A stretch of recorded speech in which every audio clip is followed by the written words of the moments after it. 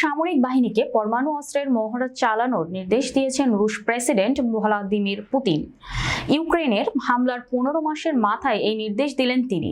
রাশিয়ার প্রতিরক্ষা মন্ত্রণালয় বিবৃতিতে বলা হয়েছে, কিছু পশ্চিমা কর্মকর্তার যুদ্ধংদেহী বিবৃতি এবং ন্যাটো জোটের অস্থিতিশীল কর্মকাণ্ড রাশিয়ার কৌশলগত পরমাণু অস্ত্রের মহড়া চালানোর কারণ।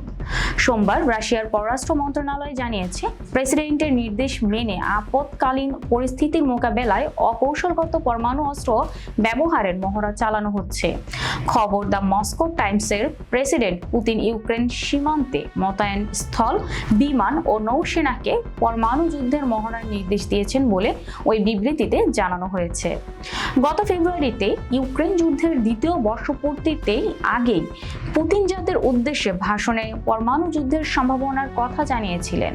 এই 3 মাসের মধ্যেই পরমাণু যুদ্ধের মহড়ার নির্দেশ দিলেন তিনি।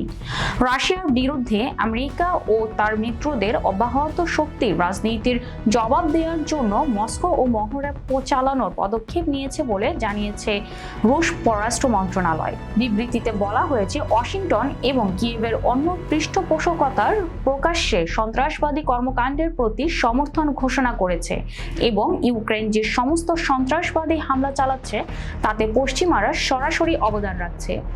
এছাড়া পশ্চিমারা নানা ধরনের শক্তিশালী অস্ত্র দিয়ে ইউক্রেনকে সাহায্য করছে, যাতে তারা রাশিয়ার গভীর অভ্যন্তরে হামলা চালাতে পারে।